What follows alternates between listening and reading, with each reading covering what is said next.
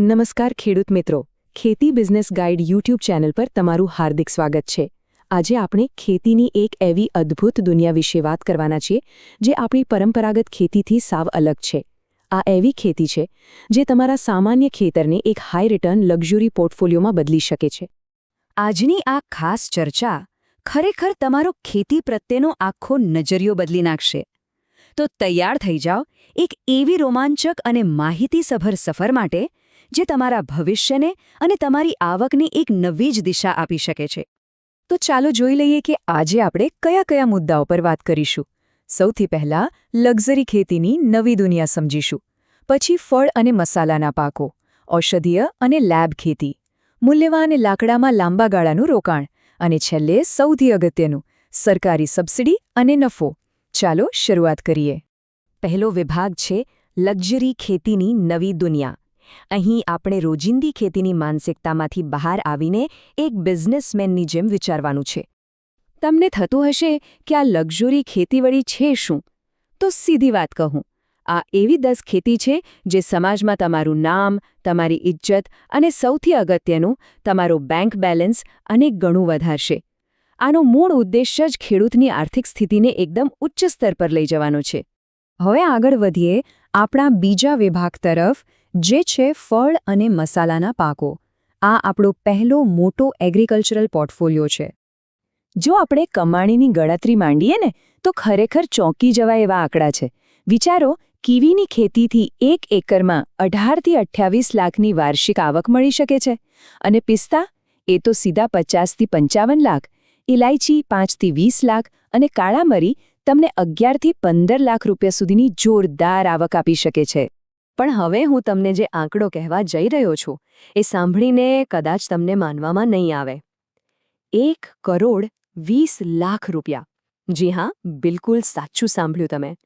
જો તમે વેનીલાની ખેતી કરો છો તો તેના પીક પ્રોડક્શન સમયે માત્ર 1 એકરમાંથી વાર્ષિક આટલી જંગી રકમ કમાઈ શકાય છે। પણ ઊભા રહો, એક વાસ્તવિકતા એ પણ છે કે આટલો મોટો નફો રાતોરાત નથી મળતો। વેનીલામાં પહેલા 1.5 વર્ષ તો એક પણ ફૂલ નથી આવતું, 2.5 વર્ષે માંડ પહેલી લણણી મળે છે અને પૂરા 4 થી 6 વર્ષ પછી જ એનું અસલી પીક પ્રોડક્શન શરૂ થાય છે। એટલે લક્ઝરી ખેતીમાં ધીરજ રાખવી એ ખૂબ જ જરૂરી છે। તો હવે વાત કરીએ આપણા ત્રીજા વિભાગની, જે છે ઔષધીય અને લેબ આધારિત ખેતી। આ ખેતી પરંપરાગત ખુલ્લા ખેતરોમાં નહીં પણ કન્ટ્રોલ્ડ એન્વાયરમેન્ટમાં થાય છે। શું તમે કોઈ એવા પાક વિશે સાંભળ્યું છે જેનો ભાવ 1.5 લાખ રૂપિયા હોય, અને એ પણ આખા એકરનો નહીં, માત્ર 1 કિલોનો? હા, આ છે કોર્ડિસેપ્સ મિલિટારિસ, જેને હિમાલયન વયાગ્રા પણ કહેવાય છે। આ દુનિયાની સૌથી મોંઘી ફૂગમાંની એક છે। આમાં મજાની વાત એ છે કે કોર્ડિસેપ્સ ઉગાડવા માટે તમારે મોટા ખેતરની જરૂર નથી, માત્ર 10 બાય 10નો એક નાનો લેબ રૂમ અને 3 થી 5 લાખનું સેટઅપ જોઈએ। એની સામે જિન્સેંગ જુઓ, એના માટે પોલી હાઉસ બનાવવું પડે અને 5 થી 6 વર્ષ રાહ જોવી પડે, પણ જ્યારે તૈયાર થાય ત્યારે 1.5 થી 3 કરોડ રૂપિયા સુધીનો માતબર નફો આપી જાય છે। હવે જે ખેડૂત મિત્રોને આટલા બધા વર્ષો રાહ નથી જોવી, તેમના માટે સફેદ મૂસળી બેસ્ટ વિકલ્પ છે।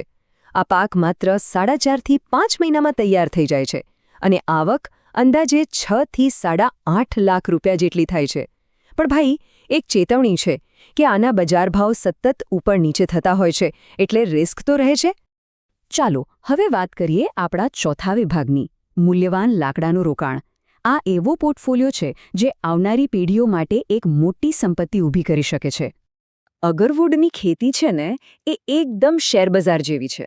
જો તમે આર્ટિફિશિયલ પદ્ધતિ વાપરો તો પણ 10 થી 12 વર્ષ લાગે, અને કુદરતી રીતે ઉગાડો તો 15 થી 20 વર્ષની લાંબી રાહ જોવી પડે। પણ આ જ લાકડું જ્યારે બજારમાં વેચાય છે ને, ત્યારે સીધા લાખો રૂપિયા હાથમાં આવે છે। અને ચંદન વિશે તો તમે ઘણી વાતો સાંભળી હશે કે 15 વર્ષમાં તૈયાર થઈ જાય, પણ પ્રેક્ટિકલ વાત એ છે કે 15 વર્ષે એનું મૂલ્ય બહુ ઓછું મળે છે। એકદમ પ્રીમિયમ અને મેચ્યોર ઝાડ તૈયાર થવામાં પૂરા 30 વર્ષ લાગી જાય છે। હા, 30 વર્ષે 1 એકરમાંથી તમને 17 કરોડ સુધીની માતબર કમાણી ચોક્કસ થઈ શકે છે। હવે તમારા મનમાં થતું હશે કે આટલું મોટું રોકાણ કરવું કેવી રીતે? તો એનો જવાબ છે આપણો 5મો વિભાગ, સરકારી સબસિડી અને નફો। સરકાર તમને આ લક્ઝરી ખેતી માટે જબરદસ્ત આર્થિક સપોર્ટ કરે છે. કીવીના વાવેતર પર 75%, જિન્સિંગના પોલીહાઉસ માટે પૂરા 80% અને અગરવુડ માટે પણ 75% જેટલી માતબર સબસિડી મળે છે. એટલે કે શરૂઆતમાં જે મોટો ખર્ચ દેખાય છે એનો ઘણો ખરો ભાર સરકાર પોતે ઉઠાવી લે છે. આટલું જ નહીં, નેશનલ હોર્ટિકલ્ચર બોર્ડ અને એગ્રીકલ્ચર ઇન્ફ્રાસ્ટ્રક્ચર ફંડ દ્વારા લેબ બનાવવા માટે પણ 35થી 50% લોન અને સબસિડી મળે છે.